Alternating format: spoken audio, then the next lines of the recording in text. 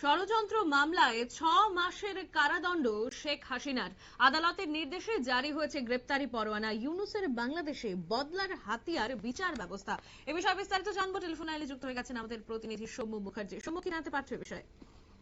দেখো, এটা জানা যাচ্ছে যে গত বছরের জুলাই আগস্ট মাসে বাংলাদেশে যে বৈষম্য বিরোধী ছাত্র আন্দোলন হয়েছিল, তার জেরে দেশ ত্যাগ করতে কার্যত বাধ্য হয়েছিলেন তৎকালীন প্রধানমন্ত্রী শেখ হাসিনা।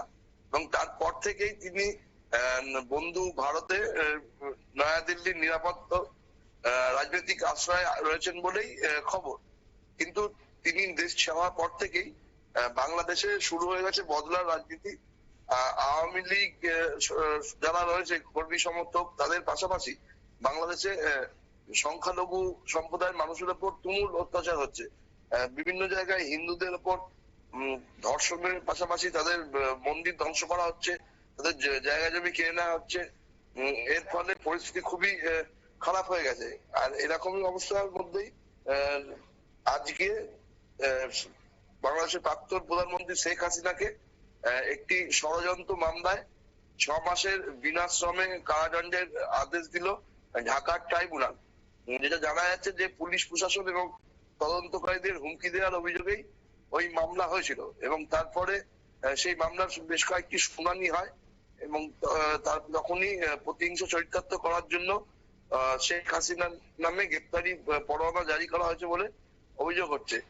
কারণ যেভাবে এই মামলাটাকে সাজানো হয়েছে এবং শেখ হাসিনাকে এই বিষয়ে দায়ী করা হচ্ছে, তা নিয়ে প্রশ্ন উঠছে। কারণ শেখ হাসিনা সরাসরি যে বৈষম্য বিরোধী ছাত্র আন্দোলনের যারা মাথা ছিল তাদেরকে হত্যা ষড়যন্ত্র করছে বলে যে অভিযোগ উঠছে, সেটা কোন রকম কোনো প্রমাণ পাওয়া যায়নি। কিন্তু তারপরেও ঢাকার আন্তর্জাতিক অপরাধ ট্রাইব্যুনাল এবং সেখানে থাকা আধিকারিকরা শেখ হাসিনার বিরুদ্ধে এই নির্দেশ দিয়েছেন যে তাকে 6 মাসের জন্য জেলে পাঠানো হবে এবং আগামী শুনানির দিন শেখ হাসিনাকে সশরীরে আদালতে হাজির করারও নির্দেশ দেওয়া হয়েছে। আর এই নির্দেশের কথা প্রকাশ্যে আসার পরেই বাংলাদেশে নতুন করে রাজনৈতিক বিতর্ক শুরু হয়েছে।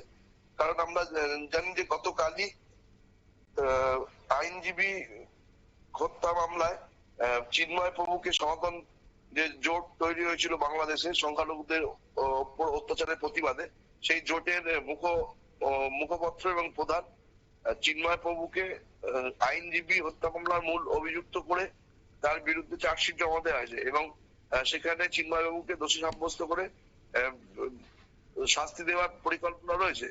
এর মাঝেই শেখ হাসিনার বিরুদ্ধে একই ঘটনা ঘটানো হলো। তার বিরুদ্ধে গ্রেপ্তারি পরোয়ানা জারি করে তাকে জেলবন্দি করার ছক করলো ইউনিটের সরকার। এটা দেশের প্রাক্তন শাসক দল আওয়ামী লীগকে ধ্বংস করার পরিকল্পনা বলেই অভিযোগ করছে রাজনৈতিক বিশেষজ্ঞরা। যেভাবে বাংলাদেশে সরকার পরিবর্তনের পর থেকে অন্তর্বর্তী সরকারের আমলে যেভাবে অত্যাচার চলছে আওয়ামী লীগ সহ বিভিন্ন সংখ্যালঘু সম্প্রদায়ের মানুষের উপর, তাতে শেখ হাসিনার এই ঘটনা তারই একটা উদাহরণ বলে মনে করা হচ্ছে। হ্যাঁ, আমি একটা প্রশ্ন করতে চাই, সেটা হচ্ছে বিনা কোনো প্রমাণে যে আদালত থেকে যে 6 মাসের কারাদণ্ডের যে নির্দেশ জারি করা হয়েছে, অর্থাৎ গ্রেপ্তারি পরোয়ানা যেটা জারি করা হয়েছে, সেটার জন্য যে প্রাক্তন শাসক দল অর্থাৎ আওয়ামী লীগের কি প্রতিক্রিয়া রয়েছে?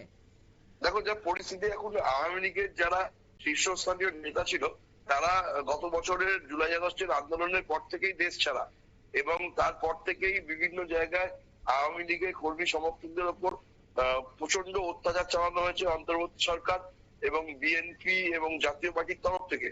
ফলে আওয়ামী লীগের হয়ে বলবার জন্য সেইভাবে কোনো মুখ আর বাংলাদেশে নেই এবং যারা রয়েছে তারাও ভয়ে মুখ খুলতে চাইছে না। কারণ যদি কোন রকম আওয়ামী লীগের পক্ষে বা শেখ হাসিনার পক্ষে মুখ খোলা হয়, তাহলে কিভাবে বাংলাদেশে তাদের উপর অত্যাচার চালানো হয় আমরা সম্প্রতি সোশ্যাল মিডিয়ায় ভাইরাল হওয়া কিছু ভিডিওতে দেখেছি যে বঙ্গবন্ধুর বাড়ি যখন ভাঙা হচ্ছিল সেই সময় তার প্রতিবাদ করতে গিয়ে নিগৃহীত হতে হয়েছিল 2 মহিলাকে। পরবর্তীকালে আওয়ামী লীগের বিভিন্ন নেতা কর্মীদের হেনস্থার শিকার হতে হয়েছে বাংলাদেশে, এখনো সেই ঘটনা চলছে। ফলে শেখ হাসিনার বিরুদ্ধে এই যে নির্দেশ আদালত জারি করেছে তার বিরুদ্ধে মুখ খোলার লোক পাওয়া যাচ্ছে না। কারণ শেখ হাসিনা বা আওয়ামী লীগের পক্ষে মুখ খুললেই বাংলাদেশের চরম অত্যাচার করা হচ্ছে বলেই অভিযোগ। পাশাপাশি মিথ্যে মামলা দেওয়া হচ্ছে, পুলিশি হেনস্থার শিকার হতে হচ্ছে। ইতিমধ্যে বিভিন্ন রকম বুদ্ধিজীবীকেও শেখ হাসিনার হয়ে কথা বলার জন্য অন্তর্বর্তী সরকার গ্রেপ্তার করেছে বলে অভিযোগ উঠছে। সেরকম এই অবস্থার মধ্যে তাই কেউই আর শেখ হাসিনার পক্ষে বা আওয়ামী লীগের পক্ষে মুখ খোলার সাহস পাচ্ছে না। আম্বালিকা এই যে ইউনূসের যে রাজত্বকাল বলবো, রাজত্বকাল চলছে, সেইখানে বাংলাদেশের সাধারণ মানুষরা আশা করেছিল শেখ হাসিনার পর যে অন্তর্বর্তীকালীন সরকার গঠন হয়েছে সেখানে বাংলাদেশের সাধারণ মানুষের জন্য সেটা আখেরে ভালো হবে, কিন্তু বর্তমানে দেখা যাচ্ছে সত্যি কথা বলতে গেলেও বাংলাদেশের সাধারণ মানুষ আটকে যাচ্ছে। তাতে কি মনে হচ্ছে যে আগামী নির্বাচন কি ইউনূস খুব তাড়াতাড়ি এগিয়ে নিয়ে আসবে? দেখো, এমনিতেই বিরোধীরা, বিএনপি সহ বিভিন্ন বিরোধী দলগুলো বাংলাদেশের, তারা ইতিমধ্যেই যখন ইউনূস এপ্রিল মাসে নির্বাচনের কথা ঘোষণা করেছিল তখন থেকেই তারা এটার বিরোধিতা করছিল। তারা বলছে যে ডিসেম্বর মাসে ভোট করতে হবে। আমরা গতকালই এটা জানি যে ইতিমধ্যেই এই যে চাপের, বিরোধীদের চাপের কাছে কিছুটা নত হয়েছে ইউনূস। সে ইতিমধ্যেই মার্কিন সাহায্য চেয়েছে যে বাংলাদেশে ফের গণতন্ত্র প্রতিষ্ঠার জন্য, এবং মার্কিন সচিব রুবিওর সাথে তিনি কথাবার্তা বলেছেন যাতে ভোট এগিয়ে আনা যায়। যেটা জানা যাচ্ছে জানুয়ারি মাসে ভোট করানোর একটা পরিকল্পনা নিচ্ছে ইউনূস। আসলে অন্তর্বর্তী সরকার গঠন হওয়ার পরেই নির্বাচন, জাতীয় নির্বাচন করানোর ব্যাপারে চাপ দিতে শুরু করেছিল বিরোধী দলগুলো, কিন্তু ইউনূসের হাতে ক্ষমতা চলে যাবে এই আশঙ্কায় ইউনূস নির্বাচন তাড়াতাড়ি করতে চাইছিল না। কিন্তু এখন যা পরিস্থিতি তৈরি হয়েছে তাতে যেভাবে বিরোধীরা চাপ বাড়াচ্ছে তাতে ইউনূস তাড়াতাড়ি নির্বাচনের পথে হাঁটবে বলেই মনে করা হচ্ছে।